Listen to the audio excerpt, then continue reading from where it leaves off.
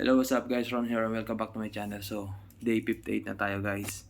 Tuloy-tuloy lang ng daily vlogs, daily diary, at daily pangyayari. Okay? So, alas 6 ng hapon, October 4 ngayon. So, inabot na tayong day 58. So, congratulations at tumagal tayo sa ganito. Pagiging consistent sa pag-upload ng video like this.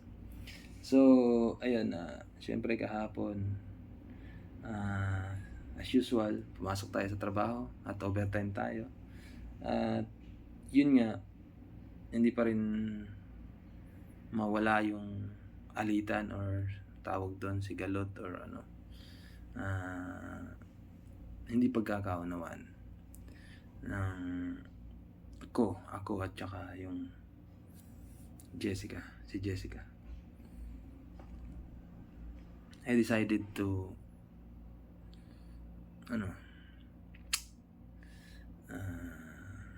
wala na kami, naghiwalay kami kasi humingi ako ng sign at binigay sa akin yung sign na yun. And I believe kung sino man ang hiningian ko is galing sa kanya din yung answer. From God. That's come from God. So, naniniwala ako kay God. At yung nabasa ko yung Bible, libro, ay atheist siya. Isa siyang atheist. Ang atheist is kawalan ng hindi siya naniniwala sa God, sa Diyos. Ang mga atheist hindi naniniwala sa Diyos na nag-exist, pero ako naniniwala ako because I feel it, the presence of God, and all my prayers are answered because of God. Pero ito parang namumulat lang yung isipan mo dito, yung perception niya, yung perspective niya about sa religion. So parang sinabi niya dito is ang dami niyang question sa tatay niya at saka sa teacher niya about sa religion. Question niya yung God. So yung daming mga tanong niya siguro na hindi nasagot. Tapos kasi yun nga din kasi yung mahirap sa pagiging religious. Actually hindi naman kasi religion It's about the relationship between you and God. Kaya nga kung maano mo si Jesus Christ, yung mga kaaway niya rin pinapaliwanag to sa mga pastor. Mga kaaway niya rin yung mga religious leader. Kasi yung paniniwala nila is iba sa tinuturo ni Jesus Christ. So yun yung lang kasi yung yun nga yung naging sense dito yung sa point niya na nagkakaroon ka ng konsensya, yung magkakaroon ka ng guilty sa mga nagawa mong mali, konsensya, pero bakit parang yung as being a human kasi, being tao, ang hirap magpakabanal. At yun din naman yung tinuturo din sa Bible pag sumakitan nyo ang makasunod sa kalooban ng Diyos. So para sa akin kasi it's about self-discipline. Yun nga yung siya na mismo dito yung thinking brain at feeling brain. Yung feeling brain kasi yun yung mga desire, yung mga gusto mong gawin, yung mga gusto mong mangyari sa buhay mo. Feeling brain yun. At yung thinking brain naman is yung mga responsible sa mga information that you gather. So yung feeling brain, siya na rin mismo nagsabi na is destructive. At saka hindi ko na i-take note yun.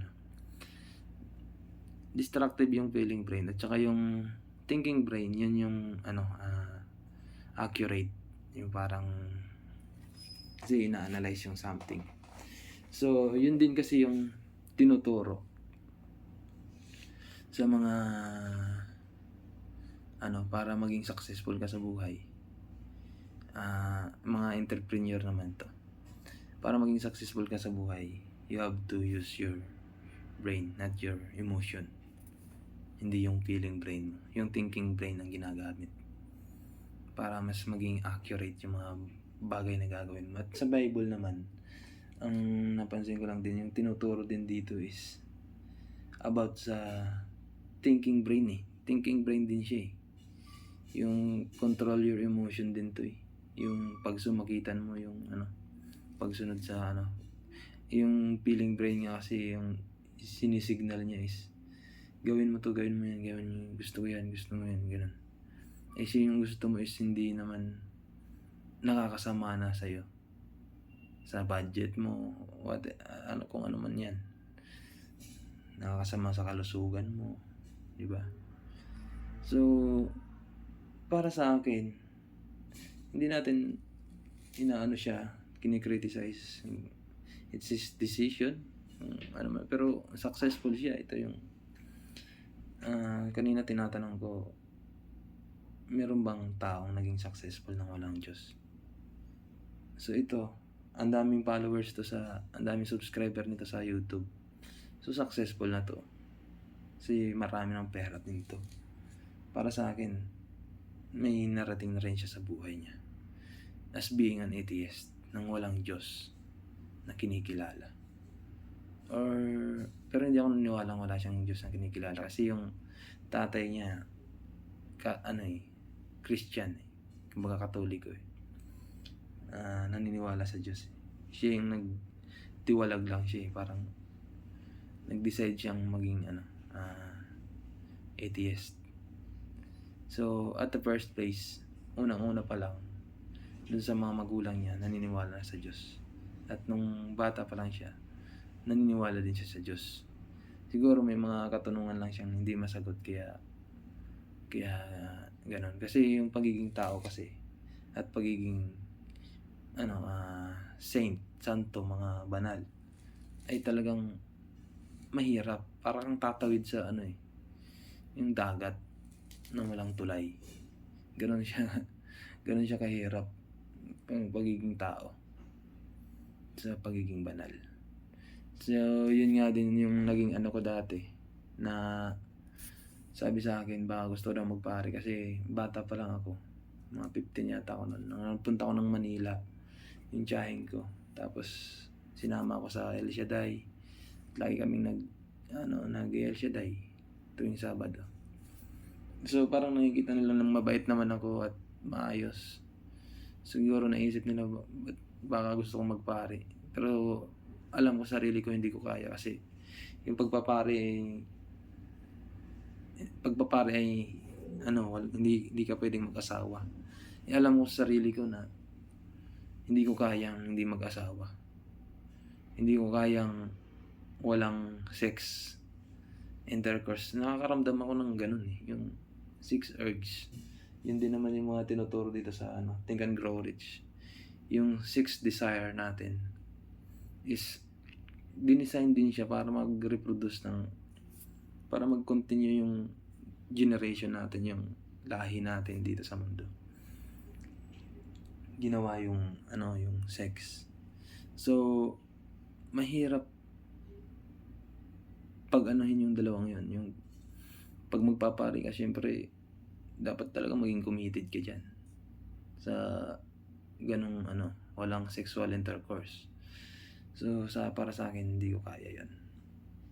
So kaya sabi ko hindi ko kaya pare.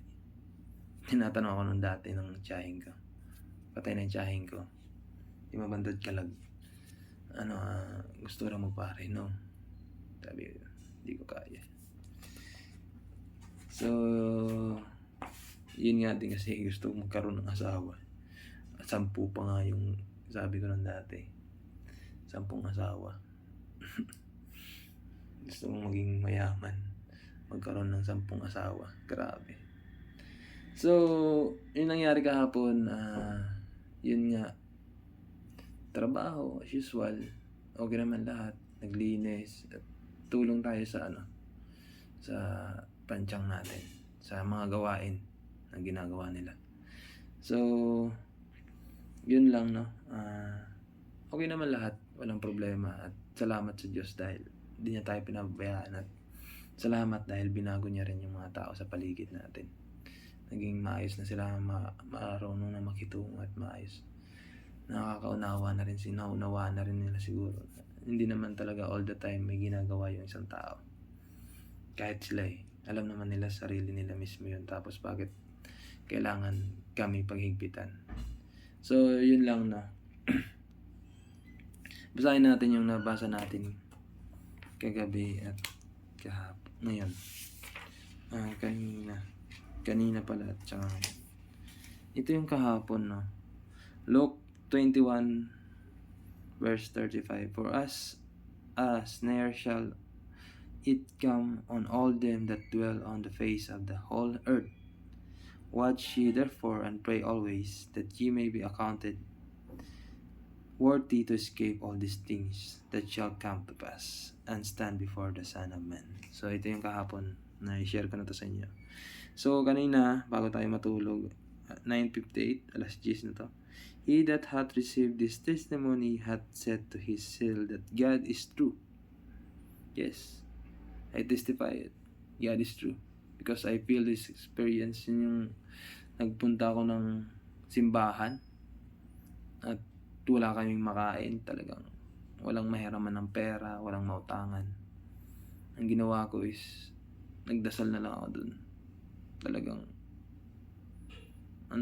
umiiyak din ako nung time na yun na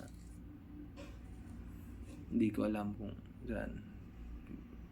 Tapos pag uwi ko, biglang yung kapitbahay namin nagbigay ng isda, pagkain na namin. Sabi ko, oh my God, salamat.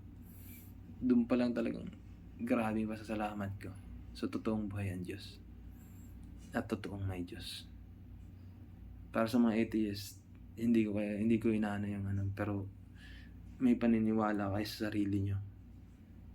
From that belief, you also believe that there was God who made everything and create this world, and also you. God created you. For he whom God hath sent speaketh the words of God. For God giveth not the spirit of measure unto him. So ngayon naman, kanina alas 3 nagising na tayo. 16:04, Romans 1 verse 1. Paul, a servant of Jesus Christ, called to be an apostle, separated unto gospel of God, which he had promised afore by his prophet in the Holy Scriptures, by whom we have received grace and apostleship for obedience to the faith among all nations for his name. Okay. Ito, ang dami yung sinasabi dito, no? Interpersonal religion, spiritual religion, ideology religion. Sabi ko, meron ba lang ganun?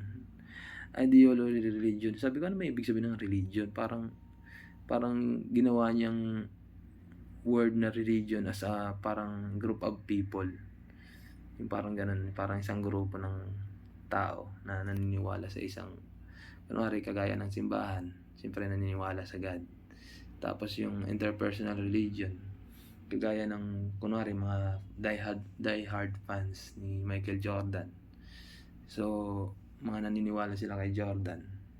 Tapos yung ideology, kagaya ng nationalism, communism, kunwari kung yung communism, meron yung yung mga komunista, may mga pinaniniwalaan silang dapat gawin ng mga tao para maging successful sa buhay, para maging successful yung isang bansa. Yun yung communist. So, parang inati-hati niya yung ganong yung parang dinivide niya sa tatlo yung tatlong grupo ng niche ng bawat tao. spiritual religion, ideology religion, interpersonal religion. Kasi tama naman din ang sinabi niya. It's all about faith daw. Paniniwala kay Michael Jordan na he was great. Tapos paniniwala dun sa communism na yung mga pinatupad na rules at yung mga guidance ay magpapa-unlad sa bansa.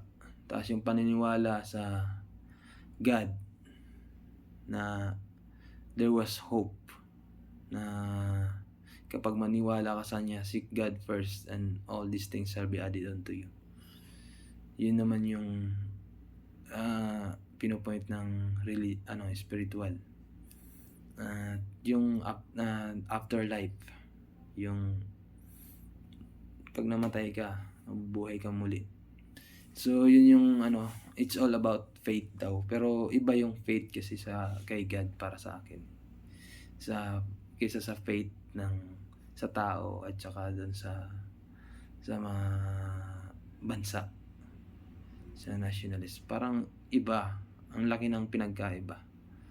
Kasi pag faith kay God, talagang ibibigay, alam mo yun, iba eh.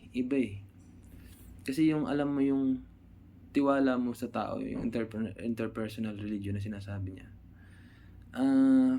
pwedeng mabali, pwedeng mabago yan. Pabago-bago isip ng tao, di ba? Hindi kagaya kay God, hindi siya nagbabago. At saka yung sa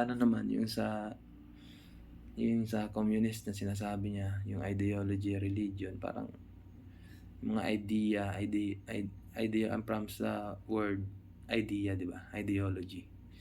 So yung mga ideas yun na pinaniniwalaan mo na magpapaunlad sa iyo. Parang tingin ko kasi kailangan mo yun, yung mga yun, para sa buhay, para maging successful ka sa buhay. Para naman sa akin, kailangan mo magkaroon ng tiwala sa isang tao, kailangan mo maniwala sa idea ng isang tao, pero kailangan mo i-test yung mga yun, di ba? So pag tinest mo yung mga yun, ang tanong doon, magiging ganun pa rin kaya sila pag nakadaan sila ng test? Talagang masusubok mo ba na talagang tunay at di nagbabago at hindi ka magkakamali? Hindi kagaya kapag faith kay God ang binigay mo. Alam mo si God hindi nagbabago. Alam mo yun, yung hindi ko ma-explain pa sa ngayon, pero siguro darating yung time na magkakaroon tayo ng explanation about this. Pero ang gandang topic lang nang na-share dito sa Everything is Packed by Mark Manson. Ang ganda ng topic. So inabot tayo ng 18 minutes para sa video na to. So yun lang po, medyo tayo ngayon, nag-confess tayo at nagdasal tayo ng mabuti, ng maayos. Medyo ewan ko, nagkaroon ako ng enlightenment how to become a good person. Yun pa rin struggle natin, pero gagawin ko yung mga natutunan ko. Yun lang po. That's it for today's video. Mag-exercise pa tayo. 18:25 na. So papasok tayo, mga 7:30 alis na tayo dito. So maraming salamat and God bless us all.